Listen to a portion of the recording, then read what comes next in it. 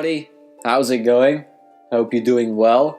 I'm actually at the moment just waiting for an incredible oil painting of Zhuge Liang, which is hopefully coming in a couple of weeks.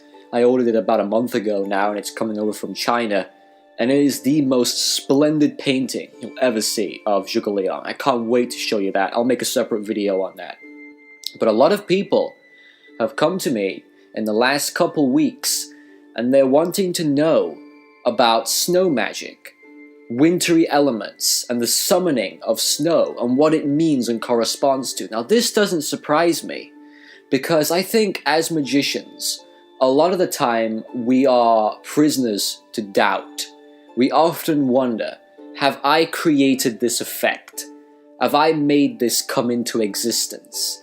And most of the time, magic is quite a personal thing. So let's say, for example, if you are struggling with your health, with your body, and you do a ritual to bring yourself back to good health, that's something that only you will experience. That's a change that only you will probably notice. Whereas with weather magic, and most especially with snow, that's something that will totally open your eyes to the reality of magic. But very often people are stuck in that place. They're stuck on the fence. Does this work? Is it all in my head? How do I know that what I'm doing is really happening? And I would say to that, if you've got those doubts and those concerns, and you want to solidify magic and spirituality to yourself, then you have to go into weather magic, and you really should start off with try summoning snow. Because when you do that, unlike wind, which is invisible, although you can see the effects it leaves, you can clearly see the power of frost, ice, and snow. All of your senses, all of the five senses, it's all there. You can feel everything. And if you can decode it, it almost becomes scientific because you can measure it. You can observe it. Not just you, but everybody else. They can see exactly what you're doing. And to me, I think that's powerful. I might be in the minority here, but am I the only one out there that likes to see a little bit of action? I like to see the change that's happening. I like to feel it. And as a magician, more so as a sorcerer, as a powerful being, I want to know the change that I'm creating is decodable and visible to all, not just me. It doesn't just require me as the practitioner, as the master of the ritual, to be in a trance to see it. Everybody else should bear witness to what you're creating, if you're legitimate, that is. I mean, how many of us have lost touch with the words summon to visible appearance? That means to bring something from an ethereal state into decodable reality. And for me, weather magic is truly the greatest form of arcanity in terms of that. And unlike a lot of the indoor rituals in the West, within Taoist weather magic where you're constantly outside, there's no excuses. When it comes to incense, a lot of practitioners say they can see faces, silhouettes, figures within the incense smoke. But with the weather magic, you know the results that you're getting. They have been created by you. And that's a very rewarding feeling. So apart from crushing your own comfort zone, what are the purposes of snow spells? Why would one wish to partake in the conjuring of snow and frost?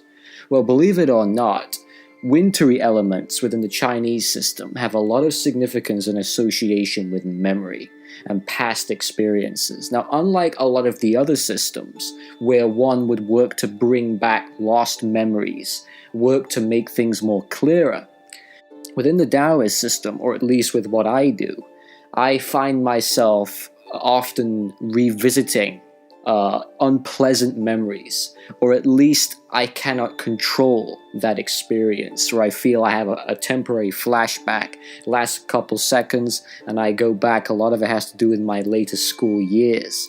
So I've been working with the snow and the frost to eliminate those memories. And the reason for that is actually quite simple. A lot of people will be familiar with these old sayings. They always say something like, approach a problem with a cool head. Keep a cool head. Because coolness is related to calmness, steadiness, rationality, thinking things through, and not attaching yourself to emotions. And since the winter elements are obviously cool, this would put them into the category of yin energy, which are all things dark, recessive, cool, and feminine in origin. So a lot of people watching this might think, oh, that doesn't sound too exciting for me. That sounds too easy. It's actually the complete opposite. When you're looking and self-actualizing, when you're soul-searching and looking into yourself, and you're digging deep into your own psyche, even though that would be considered somewhat of a yin activity, a passive activity, a feminine activity, that is one of the most difficult things an occultist can do, because that's all internal work, confronting old demons, confronting old memories, and attempting to deal with them. Now that's tough.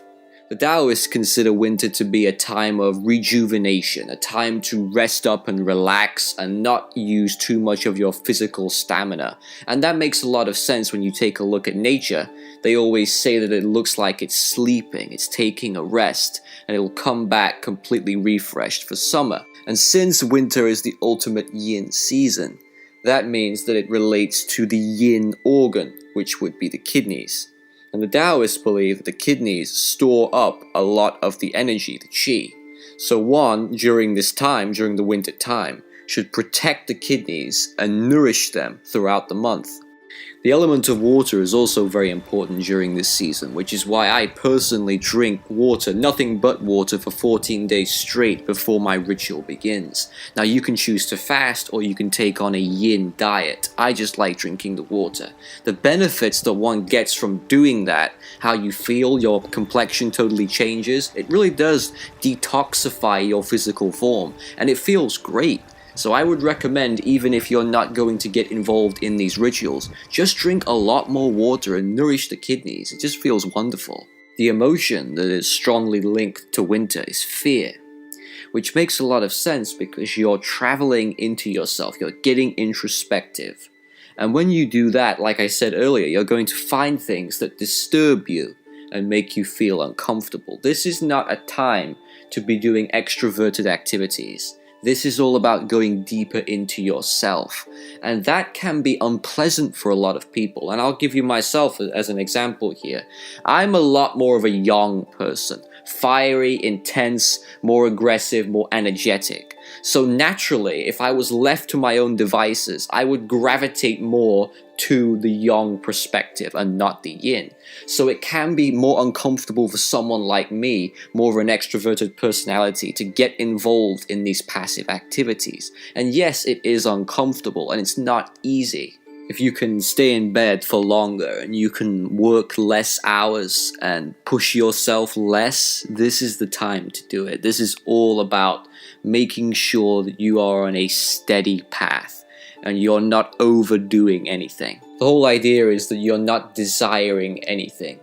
You're not wanting. You're not going out of your way to make something happen. So this is actually a really important point.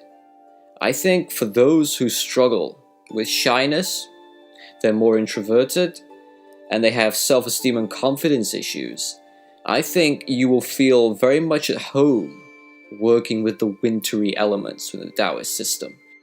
The mythical animal that relates to winter in the Chinese system is the black tortoise of the north. Now, a lot of you might know that the one I use, out of the 4 mythical animals, the 4 constellation symbols, I tend to use the vermilion bird. That's why I have the bird embroidered on my robes, because I find the energy of the vermilion bird matches mine. So you might find, if you're more into the wintry elements, the black tortoise of the north is your animal of choice. If you're like me and you want that boost, that extra kick, and you like to collect feng shui items, you might want to consider purchasing or even creating some type of tortoise talisman. And if you think about it, the tortoise itself is the perfect animal to use in direct relation to winter. It's slow, it's steady, it's careful, and it has a shell. Now this is the time for people to relax and go back into their shell. This is the time basically for your hibernation. What I like to typically do when I call forth snow, I like to imagine myself not as a human being. I think with Taoist weather magic, one should always attempt to become whatever element they are trying to summon. So with the snow, I imagine myself freezing cold. I imagine myself to be lighter than air. And I imagine a floating sensation. So in a way, you're going into a trance. Your vision is changing, and you're experiencing reality from an exterior point of view. You feel exterior to yourself. It's not so much astral travel, rather you are connecting to a piece of nature. You're becoming that, and then you can control it. You use your mind in a really vivid way as you sit there, mostly stationary. This is a stationary ritual. Unlike a lot of the other weather rituals that are very intense, where you're up and lively and moving around, this one's very much still, because it represents stillness. So as you sit there, really focus in on what it is. If you want to summon that icicle or that snowflake, really do try to become it. And imagine what it would be like for you to experience life as what you are trying to create. So you are not a sorcerer or a practitioner in this case. You are your element. And as soon as you get into that mindset, that's when you can take control. So I hope you've enjoyed this video. I am moving away now from snow. As my time has ended working with that particular condition, I am now moving over to spring. I want to reconnect with more of a yang energy. But rest assured, I will be coming back at some point to work with a yin energy. And I will be making a live ritual video of my activity. So you'll definitely be seeing that coming up. I know so many people have been saying we want to see Lord Josh create snow and want to see it on a video. Don't worry, that's coming. As of right now, I'm going under a different path. So thanks for watching. Take care, everybody. I'll be back soon.